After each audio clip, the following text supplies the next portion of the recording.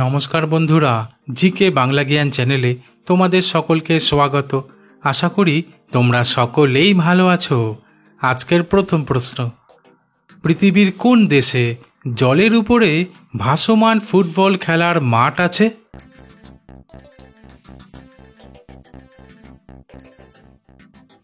উত্তরটি হলো, শুনে অবাক লাগলেও আসলে পৃথিবীতে জলের উপরে ভাসমান ফুটবল মাঠ সবচেয়ে বিখ্যাতভাবে রয়েছে থাইল্যান্ডের কো প্যানি নামক একটি গ্রামে, যা শিশুদের খেলাধুলার প্রতি ভালোবাসা ও সৃষ্টিশীলতার এক অসাধারণ উদাহরণ।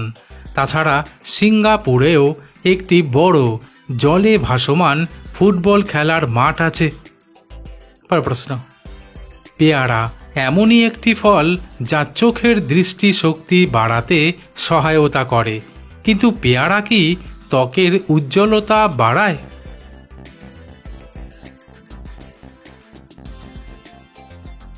উত্তরটি হলো, পেয়ারা ত্বকের উজ্জ্বলতা বাড়ায়, কারণ পেয়ারায় থাকা ভিটামিন সি এবং অন্যান্য অ্যান্টিঅক্সিডেন্ট ত্বককে ফ্রি র্যাডিকেলের ক্ষতিকর প্রভাব থেকে রক্ষা করে এবং ত্বকে বার্ধক্যের লক্ষণ, বিশেষ করে বলিরেখা এবং বয়সের দাগ দূর করতে সাহায্য করে। এছাড়া পেয়ারার মধ্যে থাকা প্রাকৃতিক উপাদান ত্বকের মৃত কোষ দূর করতে সাহায্য করে, ফলে ত্বক হয়ে ওঠে মসৃণ ও উজ্জ্বল। তাই নিয়মিত পেয়ারা খাওয়ার অভ্যাস করতে হবে। প্রশ্ন, চাঁদে প্রথম যে গাছের জন্ম হয় তার নাম কি? বন্ধুরা, প্রশ্নগুলি ভালো লেগে থাকলে লাইক করে দিও।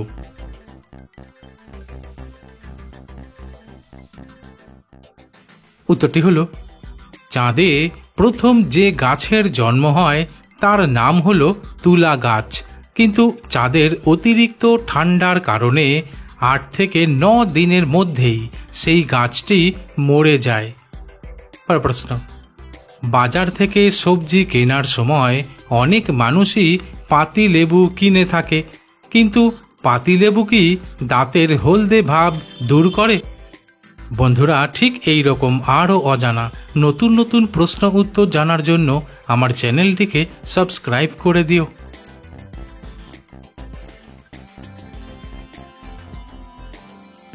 উত্তরটি হলো, আসলে পাতিলেবুর রস দাঁতের হলদে দাগ দূর করতে কিছুটা সহায়তা করতে পারে, কারণ এতে প্রাকৃতিক অ্যাসিড থাকে যা দাঁতের দাগ কমাতে সাহায্য করে। তাছাড়া পাতিলেবুর খোসা কেটে নিয়ে পরিষ্কার করে নিয়ে গুঁড়ো করে নিতে হবে। তারপর 2 চামচ পাতিলেবুর খোসা গুঁড়োর সাথে 1 চামচ গরম জল মিশিয়ে পেস্ট তৈরি করে নিয়মিত দাঁত মাজতে হবে, তাহলেই দাঁতের হলদে ভাব দূর হয়ে যাবে। প্রশ্ন, দুধের পরিবর্তে পনির খেলে কি কোনো উপকার পাওয়া যায়?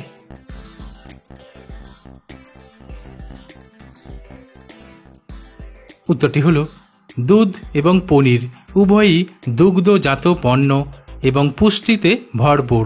তাই দুধের পরিবর্তে পনির খেলে দীর্ঘক্ষণ পেট ভরা থাকে, হাড় এবং দাঁত মজবুত করতে সাহায্য করে, রক্তে শর্করার পরিমাণ নিয়ন্ত্রণে সাহায্য করে, হৃদযন্ত্রের স্বাস্থ্য ভালো রাখে। প্রশ্ন, কোষ্ঠকাঠিন্যের সমস্যা প্রচণ্ড কষ্টদায়ক হয়ে থাকে, কিন্তু কোন খাবার খাওয়া এড়িয়ে চললে কোষ্ঠকাঠিন্য কমে?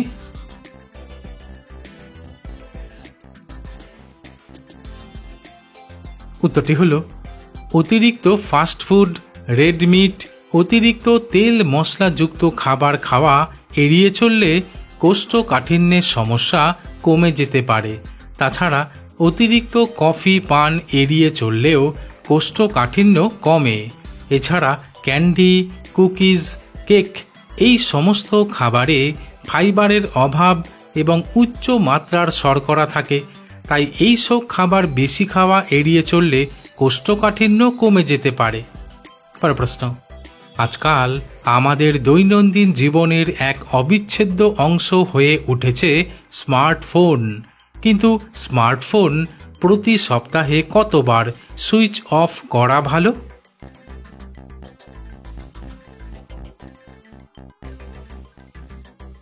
উত্তরটি হলো, প্রযুক্তি বিশেষজ্ঞরা বলছেন একটি স্মার্টফোনকে প্রতি সপ্তাহে অন্তত একবার সুইচ অফ করা ভালো, কারণ স্মার্টফোন সম্পূর্ণ বন্ধ করে 1 মিনিটের জন্য বিশ্রাম দিলে স্মার্টফোনের আয়ু ও কার্যকারিতা উন্নত হয়।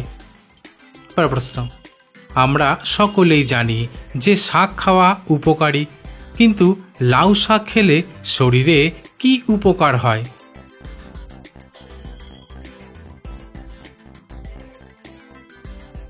উত্তরটি হলো, লাউ শাক একটি অত্যন্ত পুষ্টিকর ও উপকারী শাক, যা নিয়মিত খেলে হজম, রক্তচাপ, ওজন নিয়ন্ত্রণ এবং শরীর ঠান্ডা রাখতে সহায়ক হয়। তাছাড়া লাউ শাকে থাকা ভিটামিন এ চোখের দৃষ্টিশক্তি রক্ষা করে। এছাড়া লাউ শাক শরীর থেকে টক্সিন বের করতে সাহায্য করে, যা কিডনি ও লিভারের জন্য ভালো। প্রশ্ন, ভারতের কোন রাজ্যের জনপ্রিয় নৃত্য ডান্ডিয়া?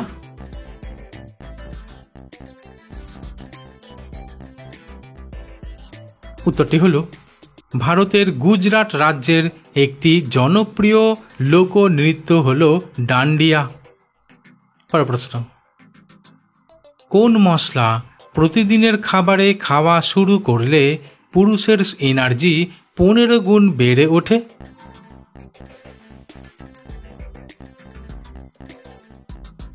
উত্তরটি হল, গোলমরিচ প্রতিদিনের খাবারে খাওয়া শুরু করলে।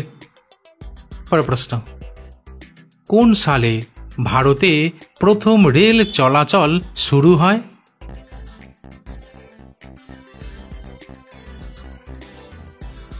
উত্তরটি হল, ভারতে প্রথম যাত্রীবাহী রেল চলাচল 1853 সালের 16 এপ্রিল শুরু হয়। তবে বড়ি বন্দর স্টেশন থেকে থানে পর্যন্ত প্রায় 34 কিলোমিটার দীর্ঘ পথ প্রথম ট্রেনটি অতিক্রম করেছিল। প্রশ্ন, মরুভূমির উট জল পান না করে কতদিন পর্যন্ত বেঁচে থাকতে পারে?